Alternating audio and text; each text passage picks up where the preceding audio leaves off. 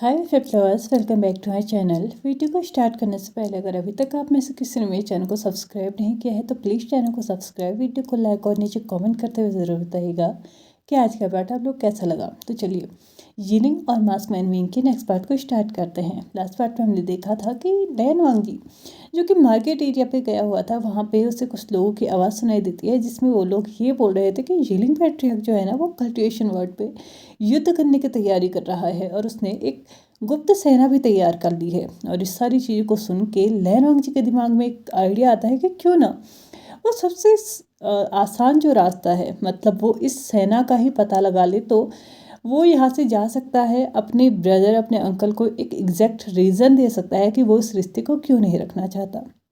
अच्छा, किसी ने मुझे ये पूछा था कि आखिरकार यीलिंग पैट्रियार्क को लैन वांगजी की इतनी नफरत करने का क्या रीज़न है। तो वो आने वाले टाइम पे आपको पता चलेगा। ऑफकोर्स सी बात है, हर कोई चीज़ मतलब कोई भी चीज़ है ना वो बिना कारण के नहीं होती है। लैन वांगजी फाइनली वहाँ से जा चुका था और जाते जाते उसने अपने दिमाग में एक चीज़ तो ठान ली थी कि अब वो पूरा का पूरा ब्यूरियल माउंट छान मारेगा। पूरी टाइम उसकी नज़र सिर्फ और सिर्फ विंग पे रहेगी। वो उस पर नज़र रखेगा, कहाँ जा रहा है, किसके साथ जा रहा है, कब आ रहा है, उसके केप में क्या क्या सीक्रेट चीज़ें हैं, वो हर एक चीज़ अपनी अगर उसे जान दाव पे लगानी पड़ी ना वो भी करने के लिए तैयार है। लेकिन अब वो ये सारी चीज़ें करके रहेगा ताकि वो मतलब इस रिश्ते को ना किसी भी तरीके से बस ख़त्म कर दे। हालांकि उसे अपने आप से ये भी एक फीलिंग हो रही थी कि वो इस रिश्ते को इतनी आसानी से ख़त्म नहीं कर सकता, क्योंकि ये एक बार जुड़ चुका है। इतनी ईजिली इतनी आसानी से इसको नहीं तोड़ा जा सकता, किसी भी हालत में नहीं तोड़ा जा सकता। लेकिन फिर भी वो उसको तोड़ने की नाकाम कोशिश कर रहा था। लैन वांगजी फाइनली ब्यूरल माउंट पहुंच चुका था और वहां जाके आज वो देखता है कि विंग जो है ना वो ब्यूरल माउंट में नहीं था। लैन वांगजी ने सबसे छुपते छुपाते अपने कदमों को फाइनली विंग की केव की तरफ बढ़ाया और वहां जाके उसने डोर क्लोज किया और वो अंदर जाके हर एक जगह को बहुत अच्छे से टटोलने लगा था, देखने लगा था कि आखिरकार कहीं पे कुछ तो उसे मिलेगा।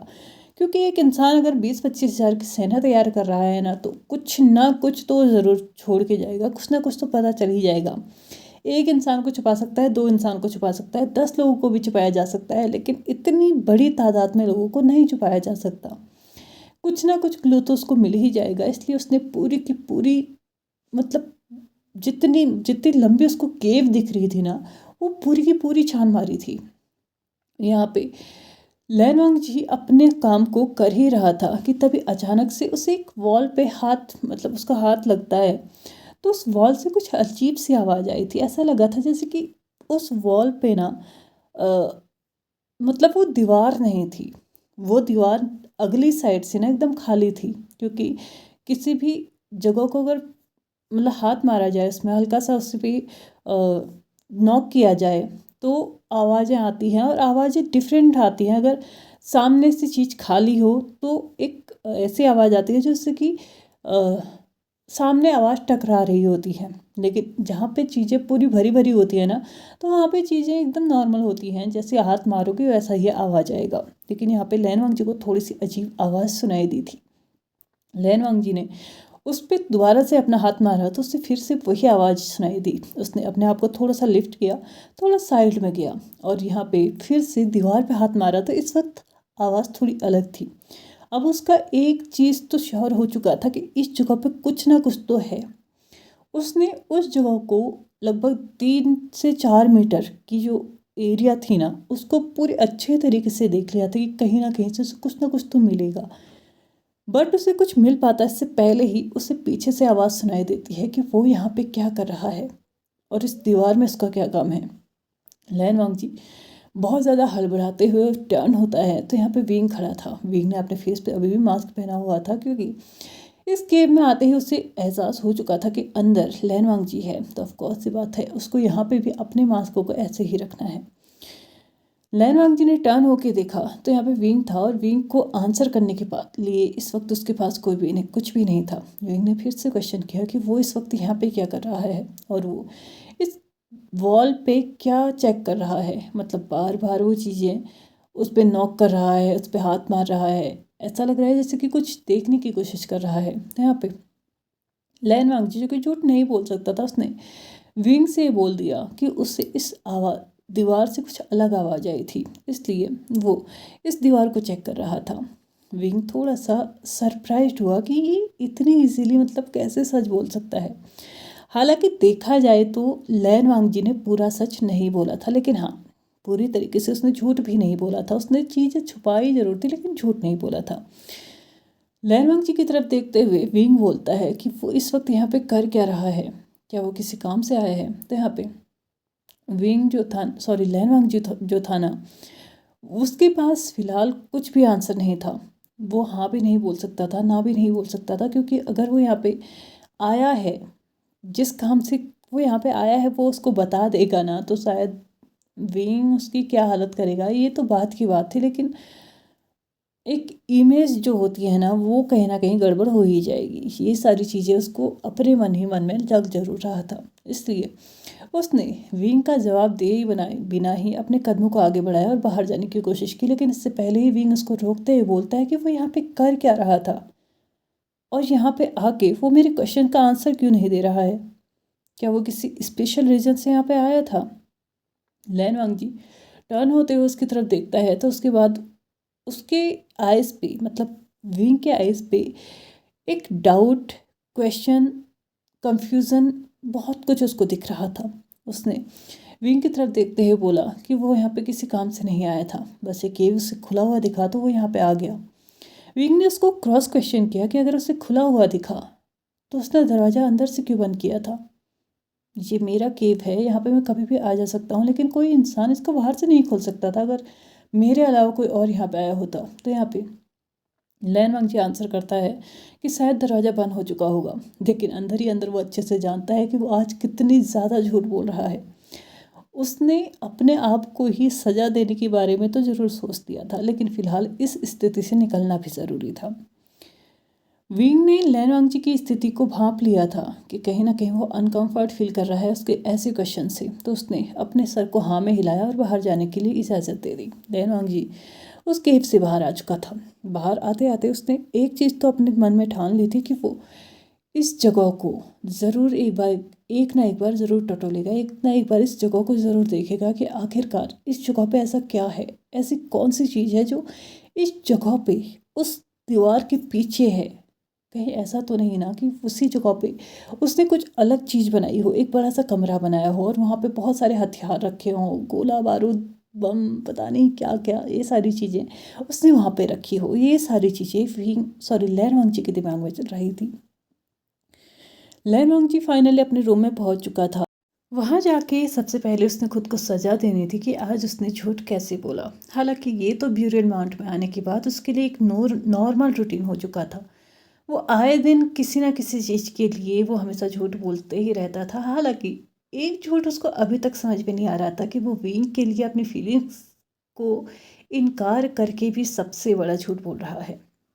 लैन वांगजी लाइब्रेरी में जाता है और खुद को ही अपने आप से ही सजा देता है कि वो लैन क्लैंस के जो रूल्स थे ना उनको कॉपी करेगा। हालांकि उसको यहाँ पे कॉपी करने का कोई मतलब भी नहीं था, लेकिन फिर भी वो कर रहा था।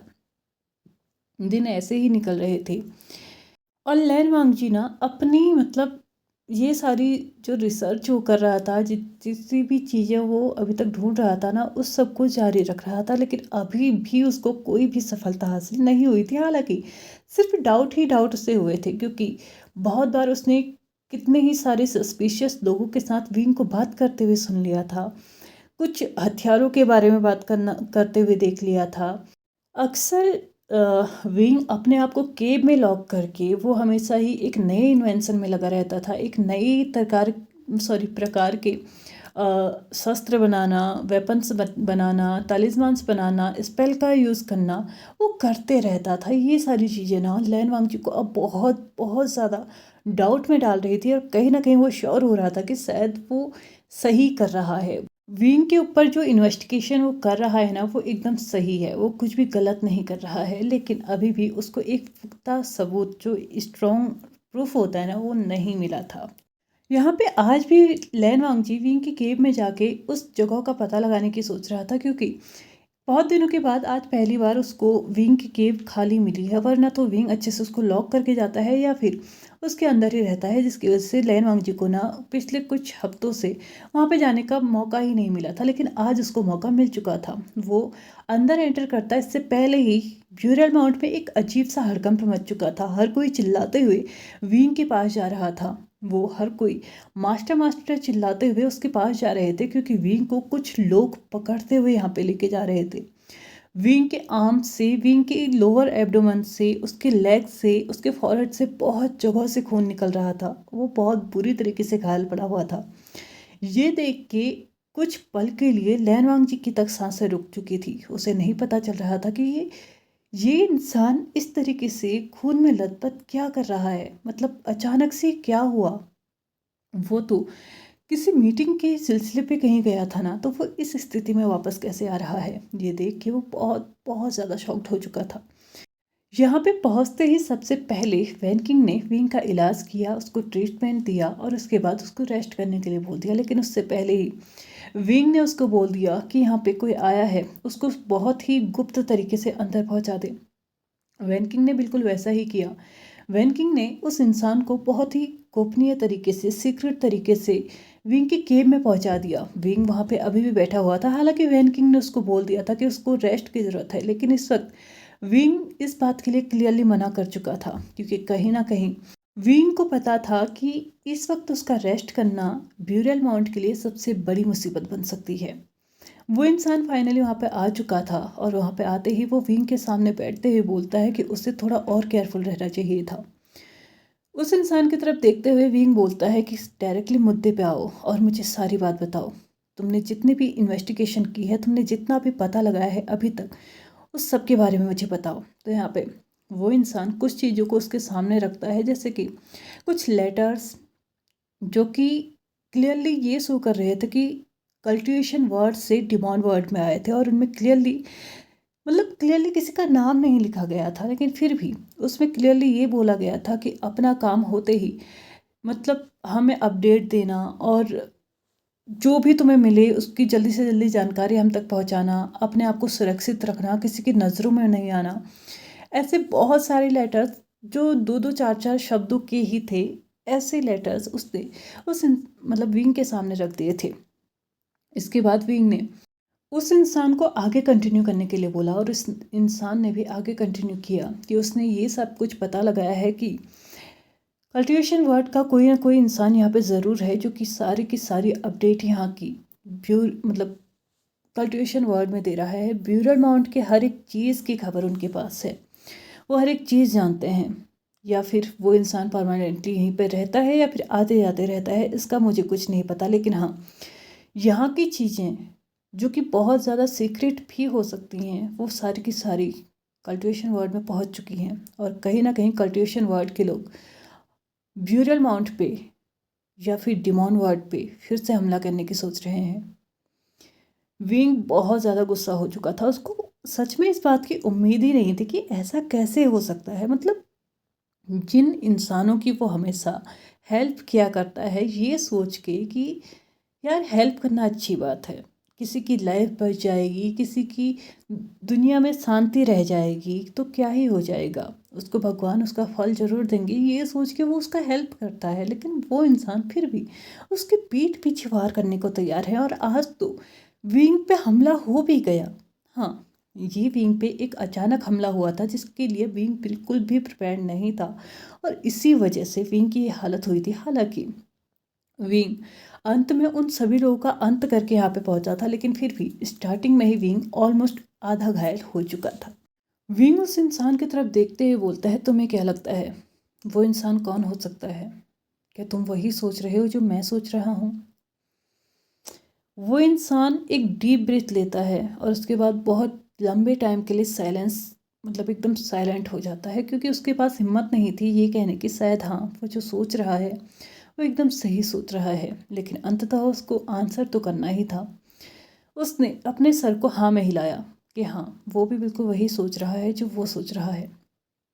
विंग ने उसको एक स्ट्रिक्ट वॉइस में आंसर किया, जाओ यहाँ से, और हाँ, जब तक मेरा कोई संदेश ना मिले तब तक यहाँ दोबारा मत आना और जितना हो सके उतना मैजिक वर्ड को प्रोटेक्ट करने की कोशिश करना। कहीं ऐसा ना हो कि डिमॉन वर्ड के बाद मैजिक वर्ड पे भी बहुत बड़ी मुसीबत आ जाए। और उन्हें भी इस बारे में इत्तला कर देना कि उन्हें भी अब तैयार रहना चाहिए, उन्हें दुनिया के सामने आना ही होगा। ऐसा कहते ही उसने उस इंसान को वहाँ से जाने के लिए बोल दिया था।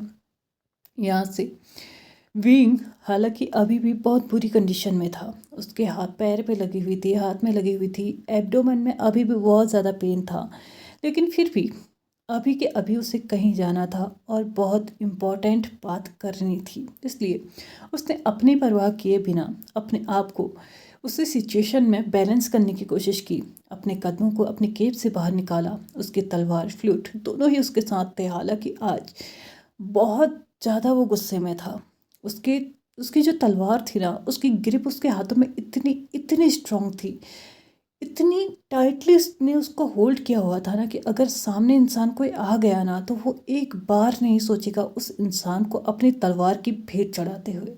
कुछ ही मिनटों के अंदर वो अपनी फाइनल डेस्टिनेशन पे पहुंच चुका था जहाँ पे उसे जाना था। और वहाँ पे जाते ही ना उसने नॉक किया ना ही परमिशन ली, उसने डायरेक्टली दरवाज़ा खोला और अपने कदमों को आगे बढ़ा दिया। जैसे ही दरवाजे की खुलने की आवाज़ आई ना, वो दरवाज़ा खुलने की आवाज़ बहुत बहुत ज़ोर से आई थी क्योंकि आज विंग ने उस दरवाजे को बहुत ज़्यादा गुस्से से खोला था। और पिछले कुछ महीनों में विंग ने उस कमरे में उस जगह पे बिल्कुल भी कदम नहीं रखा था, लेकिन आज फाइनली उसने रख दिया था। जबकि उसने खुद ये बोला था कि जब तक इस कमरे में रहने वाला इंसान उसे परमिशन नहीं देता कि वो यहाँ पे आ सकता है, वो तब तक नहीं आएगा। लेकिन आज उसने खुद का ये प्रॉमिस भी तोड़ दिया था।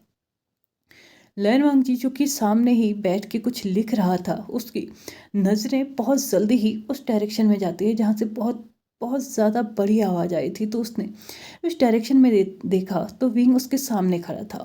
और वो सिर्फ खड़ा नहीं था, वो बहुत ज़्यादा गुस्से में वहाँ पे था। लैन वांगजी ने उसकी तरफ देखा तो इस वक्त उसको इस बात की चिंता नहीं थी कि विंग यहाँ पे गुस्से में खड़ा है। उसने अपना प्रॉमिस तोड़ दिया। उसने खुद बोला था इस कमरे के अंदर वो नहीं आएगा, लेकिन फिर भी वो आ गया। लेकिन उसको इस वक्त जिस बात की सबसे ज़्यादा चिंता हुई थी वो उसकी हेल्थ की थी। उसने विंग को वहाँ पे देख के सबसे उससे पहले उससे यही क्वेश्चन किया कि वो यहाँ पे क्या कर रहा है, इस वक्त उसको रेस्ट करना चाहिए।